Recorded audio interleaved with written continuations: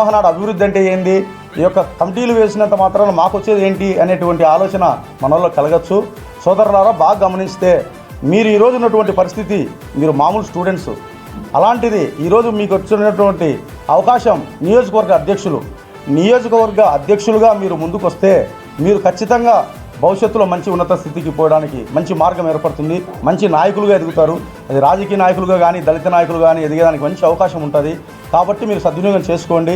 మరి అదే గమనించండి, ఎస్సీలు, ఎస్టీలు, బీసీలు, మైనార్టీలు వెనకబడి ఉన్నారు.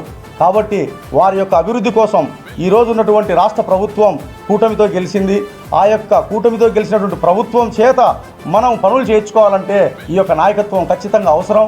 కాబట్టి ప్రతి ఒక్కళ్ళు కూడా నాయకులుగా ఎదిగి ఈ యొక్క ప్రభుత్వాన్ని ప్రశ్నించి ఎక్కడ అన్యాయం జరుగుతుందో అక్కడ మన వాళ్ళు ముందుకుండి ఖచ్చితంగా న్యాయం సాధించాలని కోరుకుంటున్నాం.